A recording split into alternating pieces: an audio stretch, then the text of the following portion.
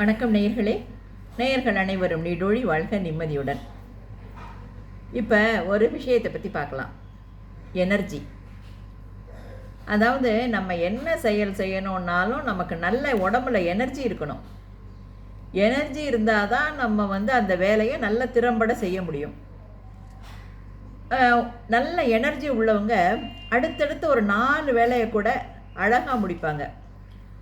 ஆனால் எனர்ஜி இல்லாதவங்க ஒரு வேலை செய்கிறப்பவே கொஞ்சம் சொதப்பிக்கிட்டு அது அடுத்த வேலையை செய்ய முடியாமல் போகுது. நம்ம வாழ்க்கையில் நல்ல சாதனை பண்ணணுன்னா, அடுத்தடுத்த கட்டத்துக்கு போகணுன்னா நம்ம உடம்புல நல்ல எனர்ஜி இருக்க மாதிரி நம்ம பார்த்துக்கணும். இதில் நமக்கு எனர்ஜி தரக்கூடிய 5 விஷயங்கள் என்ன, நம்ம எனர்ஜியை இழக்கக்கூடிய 5 விஷயங்கள் என்னென்னு நம்ம நல்லா தெளிவாக தெரிஞ்சு வச்சுக்கணும். முதல்ல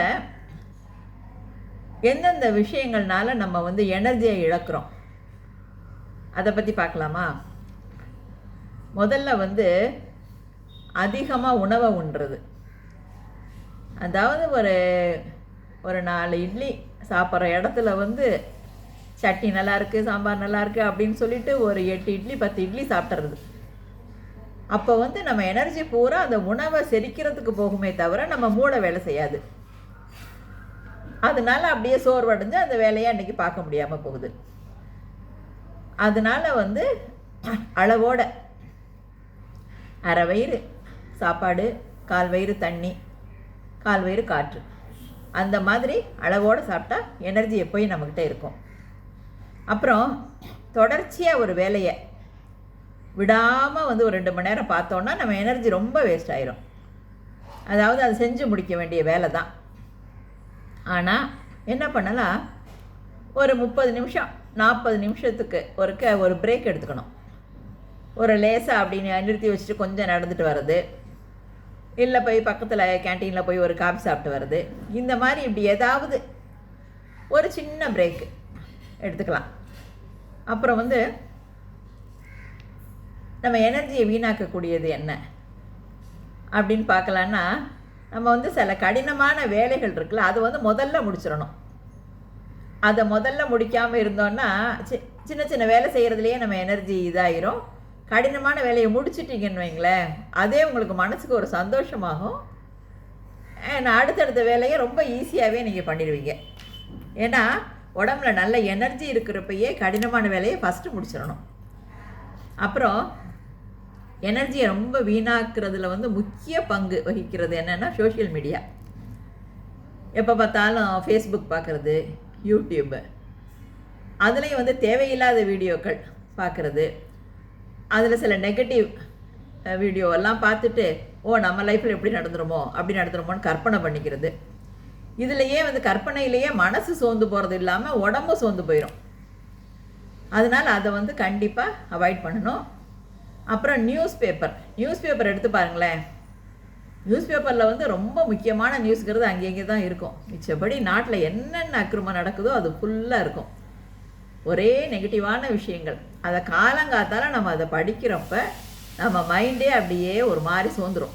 என்ன நாட்டில் எப்படிலாம் நடக்குது, என்ன இது நம்ம பயமாக இருக்குது, வாழ்கிறதுக்கே பயமாக இருக்கே, அப்படி இப்படின்னு நினச்சி ஒரு நெகட்டிவ் வைப்ரேஷன் சூழ நம்ம எனர்ஜி ரொம்ப குறைஞ்சிடும். சரி, எனர்ஜியை நம்ம எப்படி கெயின் பண்ணிக்கலாம்? ஒரு 5 விஷயங்களை நீங்கள் கடைப்பிடிச்சிங்கன்னா எனர்ஜியை நல்லா கெயின் பண்ணிக்கலாம். நல்ல தூக்கம் ஃபஸ்ட்டு. அதாவது சீக்கிரம், அதாவது ஒரு 9:30 10 மணிக்கெல்லாம் படுத்து அசந்த தூக்கம், ஒரு 7 மணி நேரம் 8 மணி நேரம் அசந்து தூங்கி எழுந்திரிச்சிங்கன்னா நல்ல உடம்புல எனர்ஜி கெயின் ஆயிரும். நம்ம செல்ஃபோனை ஃபுல்லாக சார்ஜ் போட்ட மாதிரி ஆகிடும் உடம்பு. அப்புறம் நம்ம நல்ல அழகாக வேலையை ஆரம்பிக்கலாம். அப்புறம் மியூசிக் ஒரு சர்வரோக நிவாரணினே சொல்லலாம். உங்களுக்கு நல்ல பிடிச்சமான பாடலை கேளுங்க. நல்லா என்ஜாய் பண்ணி கேட்கணுன்னா நல்ல இயர்ஃபோனில் போட்டு நல்லா கேட்டு பாருங்கள். அப்படியே மனசு அப்படியே ஒரு உற்சாகமாக இருக்கும். மனசு உற்சாகமானாலே அவ்வளோ எனர்ஜி உடம்புல கெயின் ஆகும். எவ்வளோ வேலையாக கூட நம்ம எளிதாக முடிக்கலாம். அடுத்து எக்ஸசைஸ். நம்ம உடம்பு சோர்வாக இருக்கிற மாதிரி தோணுச்சுன்னா நல்லா ஃபாஸ்ட்டு வாக்கிங் கொஞ்சம் பண்ணலாம்.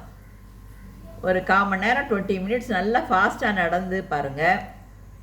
ஏன்னா அதுலேயும் நீங்கள் காதில் மியூசிக் கேட்டுக்கிட்டே கூட நடந்து பார்க்கலாம். அவங்கவுங்களுக்கு முடிஞ்ச அளவு ஒரு யோகாசனம், இதெல்லாம் நமக்கு எனர்ஜியை வந்து கெயின் பண்ணி தரக்கூடியது. அதோடு வந்து இயற்கையை ரசிக்க ஆரம்பிங்க. நல்லா வந்து எனர்ஜி கெயின் ஆகும். அதுக்கு வந்து நம்ம மொட்டை மாடியிலையோ இல்லை பால்கனிலையோ வானத்தை நல்லா பாருங்களேன். வானத்தை வந்து நல்லா பார்த்திங்கனாலே உங்களுக்கு வந்து அது எவ்வளவோ விஷயங்களை உங்களுக்கு சொல்லும். அது அப்படியே உங்களுக்கு பிரபஞ்ச சக்தி எனர்ஜி வந்து உங்களுக்கு நல்லா கிடைக்கும். அடுத்து ரொம்ப குறிப்பாக முக்கியமாக ஒரு விஷயம் இருக்குது எனர்ஜி கெயின் ஆகிறதுக்கு. வீக்கெண்டு அது வந்து நம்ம குடும்பத்தோடு இருக்கிறதுக்கு தான். அப்போ நம்ம என்ன பண்ணணும், குழந்தைங்களெல்லாம் கூட்டிகிட்டு ஒரு அவுட்டிங் போகணும். கூட்டிகிட்டு போயிட்டு ஒரு மார்னிங் பிரேக்ஃபாஸ்ட்டோ ஒரு டின்னர் இந்த மாதிரியெல்லாம் குடும்பத்தோடு போய் நல்லா என்ஜாய் பண்ணி பாருங்கள். அந்த வாரம் முழுக்க அந்த உற்சாகம் உங்கள்கிட்ட இருக்கும். அதனால் இதெல்லாம் கடைப்பிடிச்சு பாருங்களேன். எனர்ஜியோடு நிறைய ஒர்க் பண்ணுவீங்க. All the best. வாழ்த்துக்கள்.